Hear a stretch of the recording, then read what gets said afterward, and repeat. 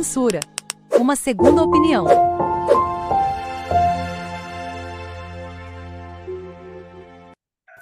Boa noite, mais um programa Política Sem Censura, uma segunda opinião.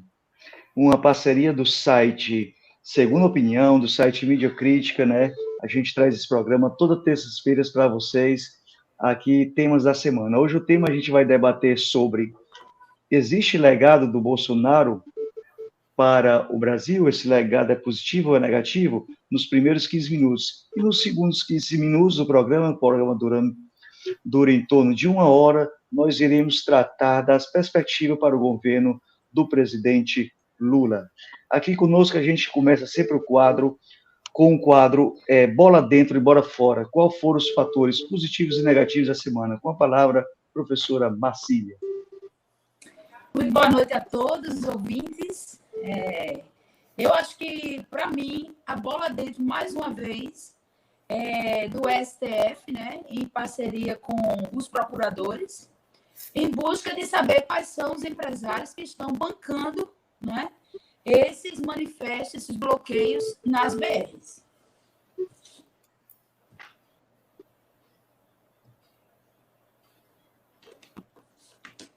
O bola fora? E o bola fora é exatamente o presidente da PL, né, que é do Partido Liberal, Costa Neto, convidar Bolsonaro para ser o membro, presidente de honra desse Partido Liberal. Quer dizer, eu acho que como uma possibilidade de enfrentamento, né, ao governo Lula, como ele bem posicionou. Esse não é o momento de enfrentamento. Professor Roseno, seu bola dentro e bola fora. Olha, bola dentro, eu diria que essa transição, né, a transição como ela está sendo conduzida, né, realmente tudo indica que vai ser um processo, né, de transição relativamente tranquila. E o bola fora, meu amigo, é o inconformismo dos bolsonaristas derrotados, principalmente sulistas, né? Porque você percebe que esse movimento é muito forte lá para as bandas do Paraná, de Santa Catarina, para o Sul. Aconteceu no país como um todo, mas o Sul, especialmente os catarinenses e os paranaenses, né, ainda continuam chorando a derrota. Então, está na hora da ficha cair, e entender que Lula foi eleito e tem que realmente aceitar a derrota das urnas. Professor Clésio, seu bola dentro e seu bola fora.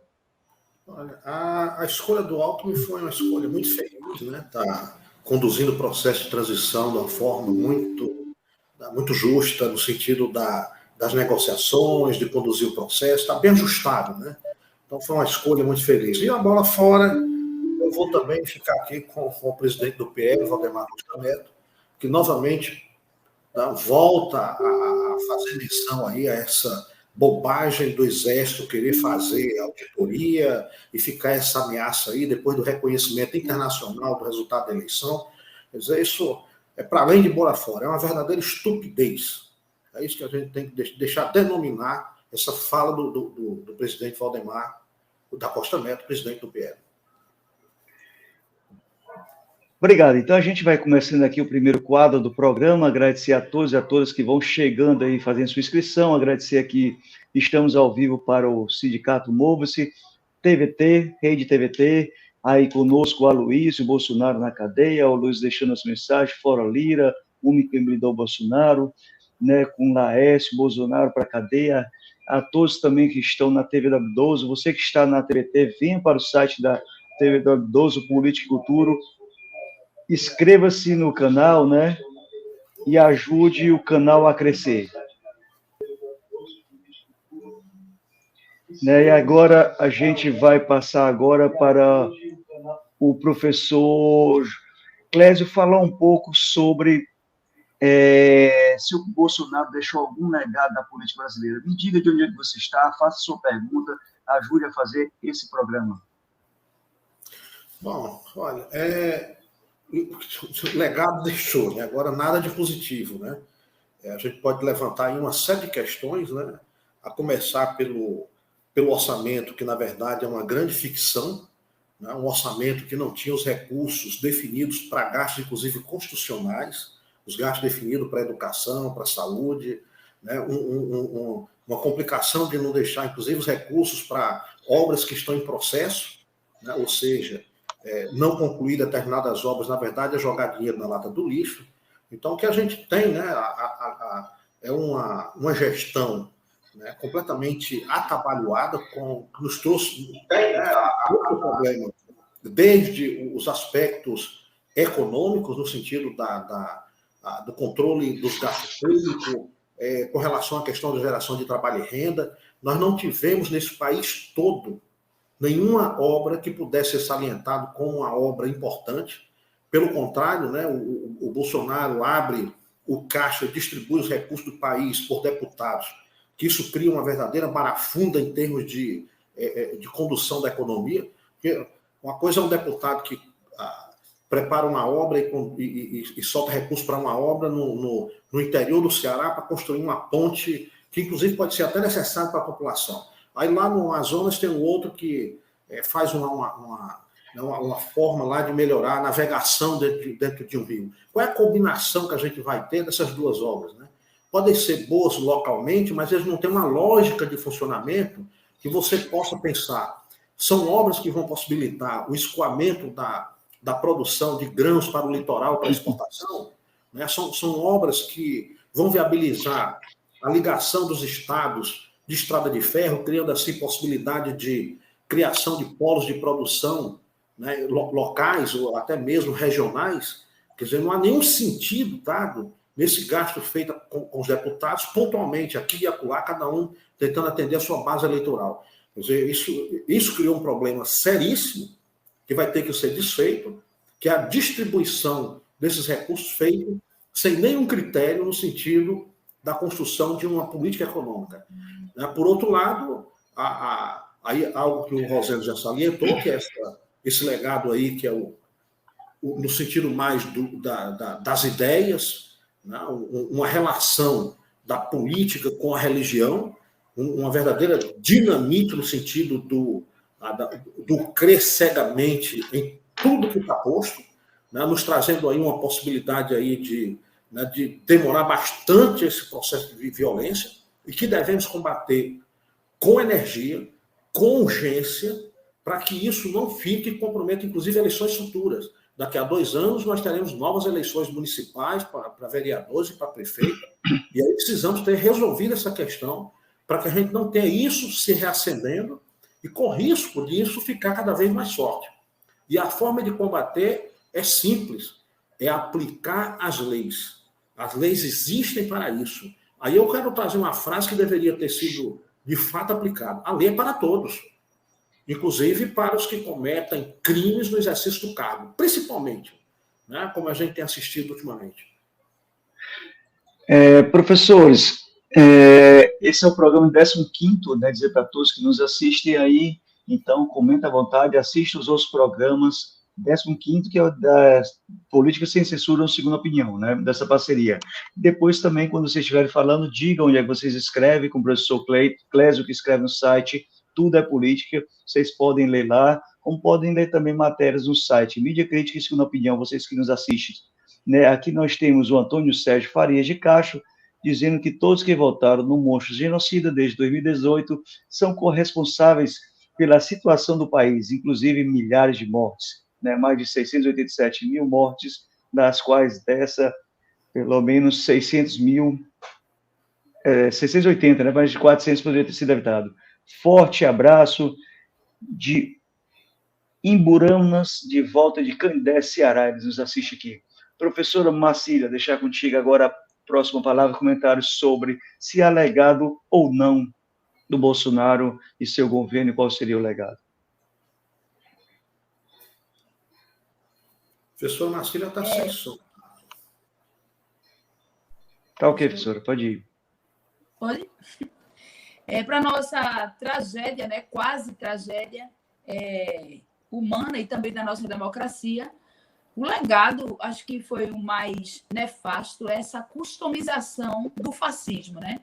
e como foi colocado pelo professor Clécio, que tem uma linha, né, associada à igreja fundamentalista, à igreja evangélica e alguns setores conservadores da sociedade, incluindo os empresários, né, que banca esse movimento, esse estado de anarquia ou anárquico no sentido negativo do fascismo, né, que está sendo propagado, está sendo já há mais de 8 dias, a gente está vendo essa herança maldita, né, porque isso vai de encontro à democracia, as pessoas na frente dos quartéis, fazendo até mico, né, passando por mico, de estar marchando com a bandeira. Quer dizer, são cenas realmente grotescas para um século XXI que a gente está vivenciando no Brasil. E esse aspecto nefasto, ele se arrasta pelas instituições, ou pelo menos ele tenta fazer com que isso se prolongue, é o que a gente chama as permanências negativas. E eu indicaria como permanência negativa o que ele fez hoje, que foi eleger os novos integrantes para o Conselho Nacional de Educação, incluindo, inclusive, a irmã de Guedes, que é uma empresária do ramo de educação e que ganha, com isso, fortunas, né? Tem maior interesse. Então, ela e outros afinados ou antenados com uma política de desconstrução das universidades públicas, de um ensino de qualidade. Essas pessoas foram empossadas, né? Em Diário Oficial já saiu, por mais 4 anos. É um conselho, tanto que a gente chama a base do MEC, né? Que seria o ensino fundamental e médio, como também universitário. Então, a gente vai ter esses conselheiros que foram do antigo ex-ministro Milton Weintraub e tantos outros que tinham uma linha completamente diferenciada, negativa em relação às universidades públicas. E a gente amarga os efeitos disso, né? Com um orçamento pífio, quase não vai dar para a gente encerrar o ano. A gente tem mantido a administração do dia a dia, o custeio das universidades com muita dificuldade. E aqui no Nordeste é mais sentido isso. Isso é uma ameaça, porque o ensino público é uma das áreas primárias que deve ser vista em qualquer governo. E aí a nossa expectativa para que esse desmonte desses efeitos negativos sejam feitos com mais rapidez possível, colocando os representantes ali antenados, não só com o governo Lula, mas com a Constituição, o que não está ocorrendo, né, nesse momento no Brasil. Daí o prolongamento dessas manifestações por mais de 8 dias, dificultando com violência, várias violências sendo notificadas em diferentes locais, né, por pessoas, cidadãos comuns que pagam seus impostos, e isso está Obrigado, sendo senhora. objeto, inclusive, de investigação, né, do Supremo e dos Obrigado. procuradores. Aqui também a Terezinha de Andrade, também no site da TVT, o Ariocho também dizendo que ele prometeu tirar o exame da ordem e não cumpriu. Não sei se esse exame é bom, é ruim, que aconteça ou deixe de acontecer, mas vamos passar para o professor Rosendo para a gente depois fazer um giro de bate-papo, o que é que ele acha do governo Bolsonaro, o que ele achou, se é possível levar algum legado do governo Bolsonaro e qual seria o legado. Professor Macília, se a senhora puder buscar seu fone de ouvido, que está dando uma papocada do seu som. Ah, tá.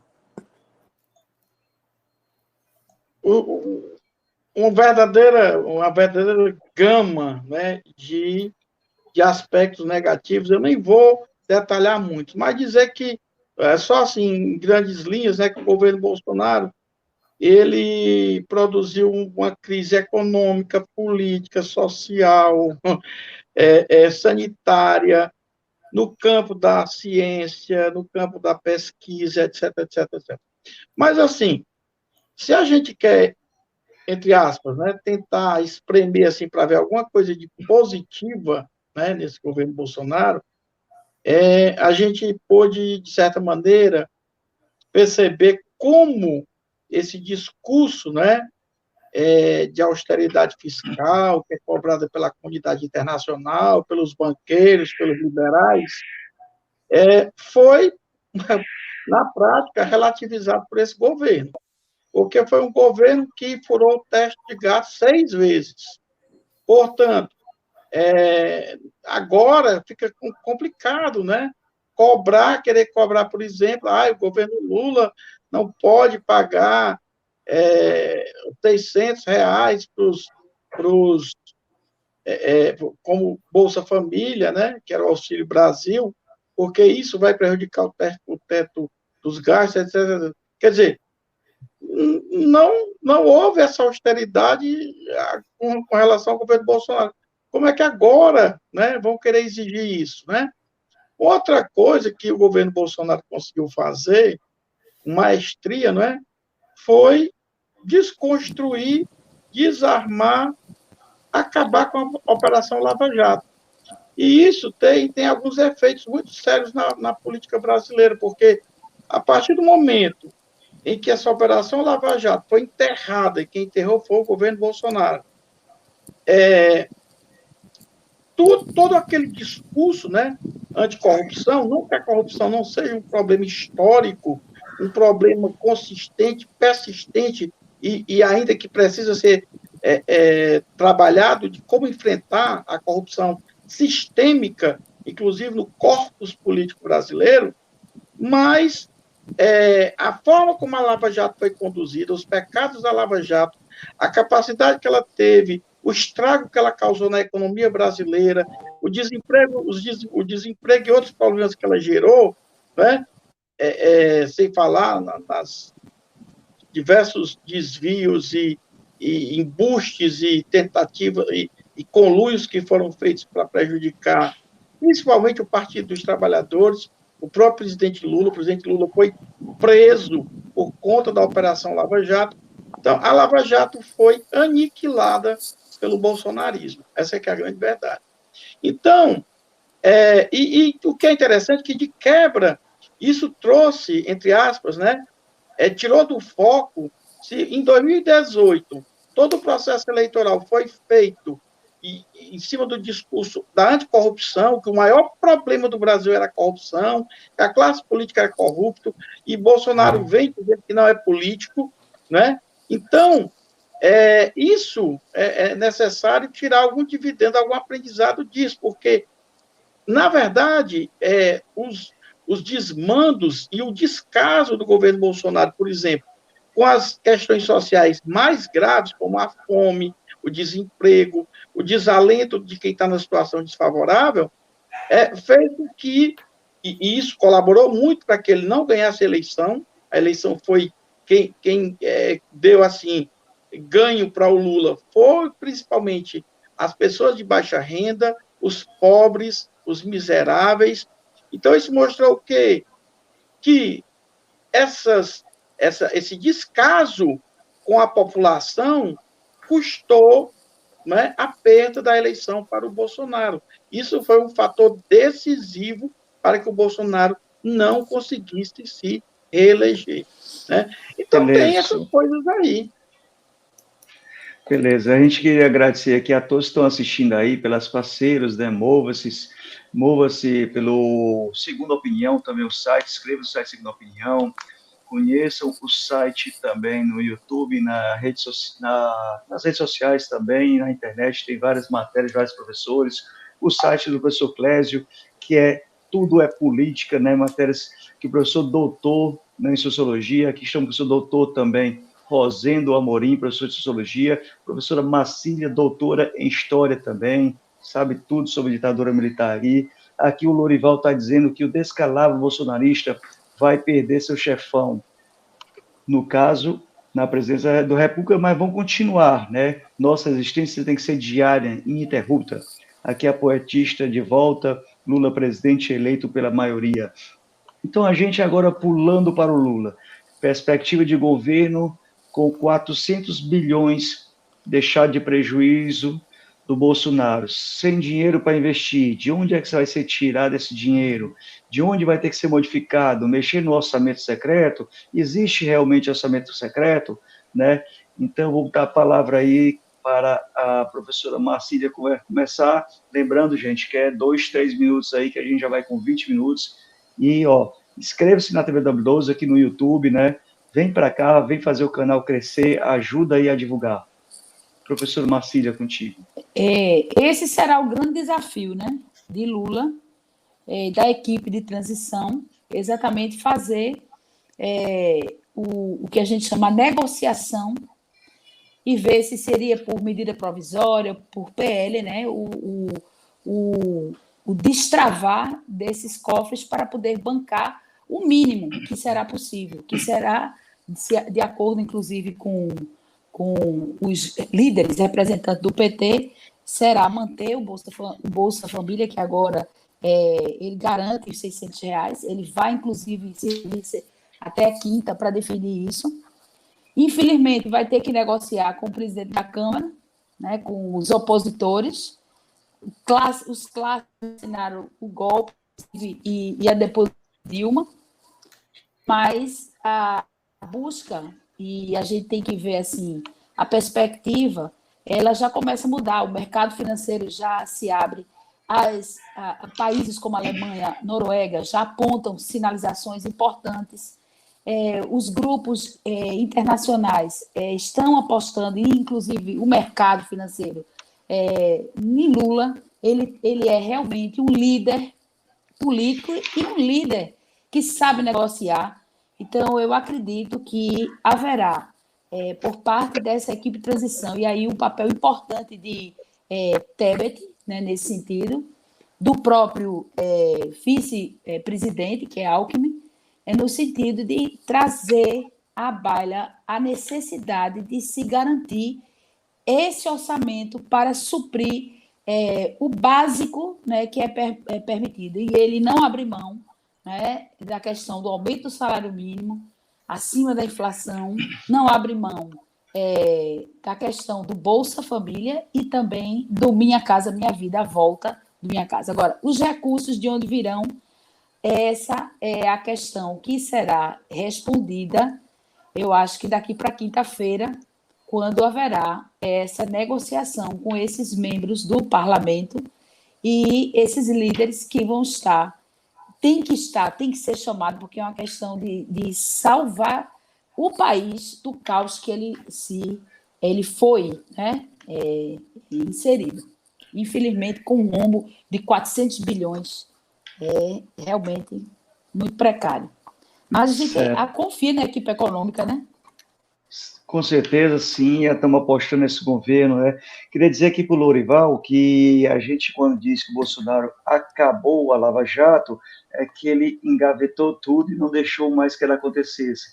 Mas a gente tem também a consciência que com a descoberta do hacker de Araraquara, né, eu não estou lembrando o nome dele, é o Ruivo, né, foi aí, então, que se passou a ter boa parte do judiciário a imagem que realmente foi tudo uma farsa. Professor Clésio, com o senhor 3 minutinhos aí. Olha, de fato, o trabalho pela frente é duro e árduo, né? Quer dizer, o desmonte foi geral, como já foi dito aqui pelo Rosendo e pela doutora Marcília, né? Não sobra, você não tem um gabinete, não tem um ministério que não tenha sofrido com o desmonte.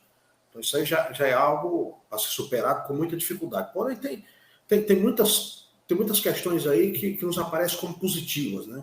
Primeiro, a experiência do Lula, né, não é como a primeira vez que chega, conhece a máquina por dentro, é um nome respeitado no cenário internacional. Lamentavelmente, dentro do Brasil, pelos preconceitos que nós conhecemos, não reconhece a capacidade, a inteligência política fenomenal do presidente Lula, né, mas o mundo reconhece, e isso já é um grande alívio, porque já gera uma capacidade de recebimento de investimentos e de recursos.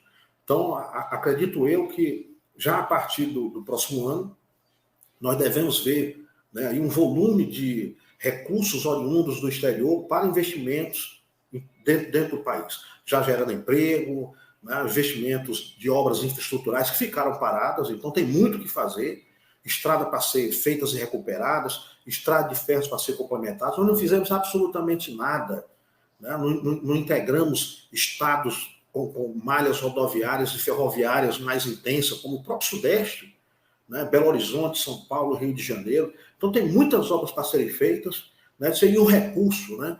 Bom, numa situação como nós encontramos, como já salientou aqui o Rosendo, né? O teto foi para o espaço, né? Já estamos aí com 2 anos que esse teto já desapareceu. Então, agora o que a gente tem aí é que colocar como meta a recuperação da economia, fazer as parcerias internacionais com a garantia de uma estabilidade aí passa pelo papel extremamente importante do judiciário, né? Acredito eu que esse governo, que começa com uma grande frente, e eu percebo que claramente o Lula já sinaliza que a frente não foi para ganhar a eleição, mas é uma frente para a governabilidade. Então, essa frente de governabilidade, que trouxe algo que alguns anos atrás era inimaginável, o PSDB, inclusive com sua equipe econômica para dentro do governo, né, o que já neutraliza aí os maus humores, né, dos grandes capitalistas locais e mesmo internacionais, o que também neutraliza os maus humores da grande mídia, né, trazendo ela aí para uma crítica mais racional e não uma crítica que causou tudo isso que nós, né, mergulhamos. Então, há alguns elementos aí extremamente importantes. A experiência petista de governo, né, o cenário internacional favorável, inclusive pela questão ambiental, e já vamos iniciar com esse tema, né, com a presença do Lula já sinalizando e provavelmente já fazendo negociações de recursos para uma exploração técnico-científica da riqueza da floresta amazônica, somente para a indústria farmacêutica. Eu não tenho a menor dúvida que isso será feito, com parcerias aí com a China, com o Canadá, né, para que a gente explore racionalmente a nossa riqueza ambiental.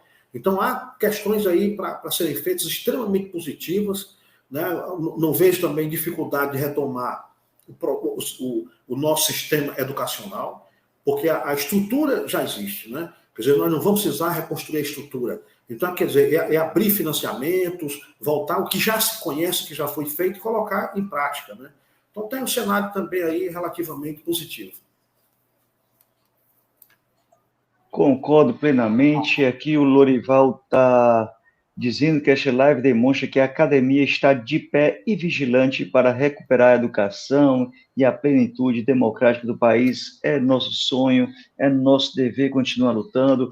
A gente acredita, né, que agora, com o respaldo que os grandes políticos do mundo deu à eleição do Lula, isso vai fazer com que os investidores voltem a investir no Brasil, isso entre dólar massivamente. Com a entrada de dólar massivamente, a bolsa cresce, né? O dólar cai, o poder de compra do salário mínimo aumenta. Agora a gente espera também que a gente continue na rua cobrando também dos nossos políticos, tipo, como eu falei, se o Ciro aqui, Ciro está assumido, o Camilo, que tem grande força no governo do Estado, quando tiver votação lá, votações importantes, chame o povo para ir para a rua, principalmente os governadores do Nordeste, que deram muita popularidade ao Lula, para pressionar que precisa se votar por um bom salário mínimo, para que tente votar logo também o imposto de renda. Não é possível um idoso que ganha até do salário mínimo certo, do INSS, vamos supor, de 7 mil, era para ser o teto, mas com o passar do tempo vai decaindo seus 6.500 e pague R$ 1.600 de Unimed pela idade de 70, 80 anos. Né? Só aí vai embora boa parte do dinheiro da pessoa. Se tiver que comprar remédio, quer dizer, então tem que atualizar o imposto de renda, tem que melhorar o SUS, né? Então a gente tem que continuar sempre na rua. Professor Rosendo, contigo, 3 minutinhos.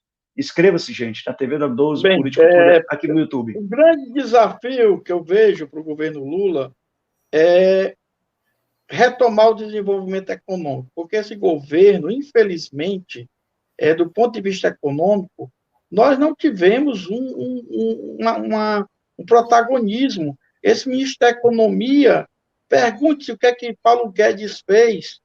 Paulo Guedes não fez coisíssima nenhuma. Então, hoje, qual é o desafio que está posto aí para o Lula e a equipe econômica do governo? Controlar a inflação, que já está bem descontrolada desde 2021. Esse ano a inflação ainda vai dar mais de 6%.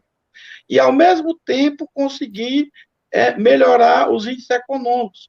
baixar mais o preço do dólar, juros, as taxas de juros, porque para as pessoas consumirem, é necessário que você tenha taxas de juros compatíveis. Nós estamos com taxas abusivas. Todas as taxas que têm a ver com o consumo são abusivas nesse país. Então, quando o Lula briga para que o salário mínimo seja reajustado acima da inflação, ele sabe o que ele está fazendo.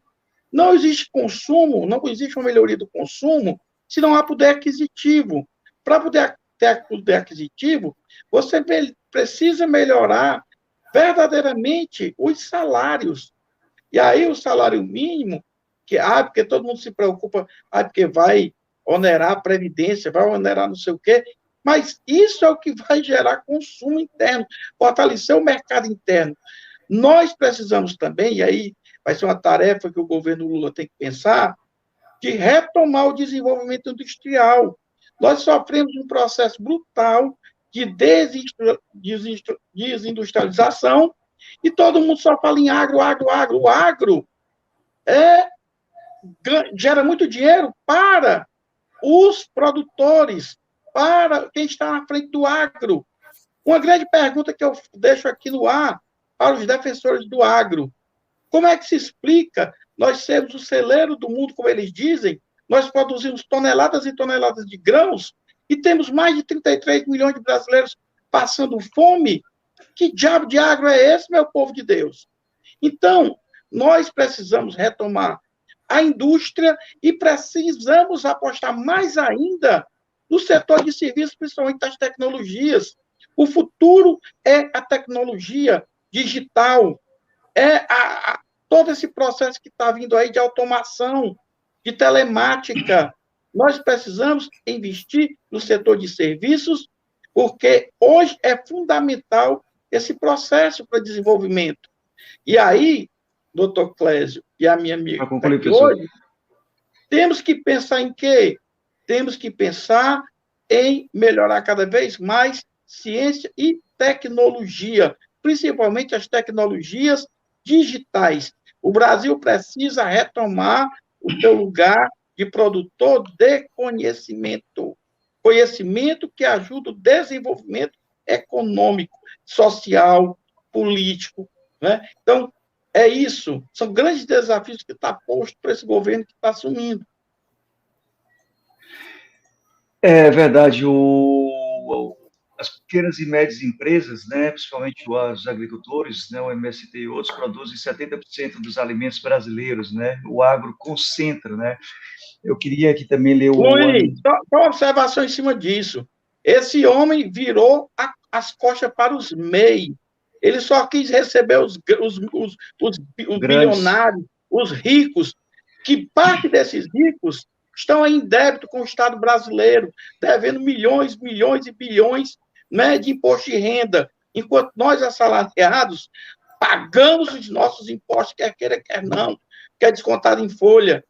Enquanto isso, você tem figuras aí que vem apoiando o Bolsonaro, do Bolsonaro, tá entendendo? Que estão devendo milhões e milhões e milhões ao Leão, né? Ao imposto de renda. O Leão cobra a partir de R$ 1.800, R$ 1.900 já está cobrando de quem ganha salários, né? As mesmas porcentagens. Mas eu vou deixar aqui 30 segundos para o professor Clésio, professora Marcília, para fechar esse assunto que o professor Rosendo falou, para a gente ir para o quadro do ping-pong. Professor Marcília, pode falar, à vontade. Está fechado de novo. Acho que a ameaça é a gente conseguir, quer dizer, que poderá se constituir exatamente esse atentado ao Estado de Direito, democrata de direito. Isso não pode permanecer. Essa balbúrdia, ela não pode se estender, e as tentativas golpistas que, porventura, esse cidadão que ocupou a presidência, ele possa se levantar. Então, eu vejo como dificuldade e ameaça essa proposta de boicotar, né, o governo Lula, de fazer oposição, intervenção, pancada, enfim. Precisa Não muita era o ping-pong, negociação. não era o ping-pong, não, mas a professora Marcília já se antecipou, era a consideração final, assim, para fechar. Professor Clésio. Então vamos de ping-pong, né? Então vamos recomeçar, gente. Então a gente quer dizer para vocês que esse programa está ao ar toda terça-feira às 9 horas, aqui no YouTube da TV do Idoso, no YouTube do Segunda Opinião, o site que tem também para vocês lerem várias notícias, né? Então se liga na gente, se liga na pessoa da TVT, vem conhecer a programação da TV do Idoso, Política e Cultura. Então, professor Clésio, para começar contigo, uma verdade inconveniente do nosso ping-pong da semana. Olha, as primeiras informações que nos chegam, né, as primeiras informações que nos chegam da transição, né, desse descalabro orçamentário, dos gastos tapafúrdios, da falta de recurso para o básico, nos mostra claramente que foi uma aventura muito mal feita, que nos trouxe aqui com risco de um abismo econômico, com risco, né, da desinstitucionalização. Colocamos sob ameaça a democracia, o Estado Democrático de Direito, a partir de uma aventura mal formulada pelas nossas elites econômicas, política e comercial, da mídia comercial. Mas essa é uma verdade que a gente vai ter que encarar de frente para que ela não seja repetida, que a gente não retome e faça novamente uma aventura que nos traga novamente para uma situação como essa. Professora Marcília, de forma objetiva, uma ameaça. Ameaça exatamente essa atentado ao Estado Democrático de Direito. Essa democracia ela precisa ser consolidada diariamente por todos os brasileiros e exigindo que se cumpra a Constituição e não dando espaço para o crescimento de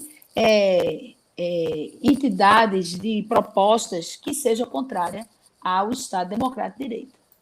Obrigado. Professor Rosendo Amorim, uma mentira evidente. Olha, eu acabei de hoje receber alguns vídeos, né, de bolsonaristas dizendo que, segundo o ministro da Economia, há dinheiro em caixa, há dinheiro que isso é uma fake news, dizer que tem esse rombo aí de 400 milhões. Então, pelo amor de Deus, né? O homem está dizendo aí que está positivo o caixa. Segundo o Guedes, tem dinheiro em caixa. Na caixa dele. Então, gente, Pois é. muito obrigado. A gente volta terça-feira com essa live, né? A todos e a todas, uma boa noite. Curta, comente, compartilhe e divulgue. Tchau, tchau. Valeu. Tchau. Obrigada.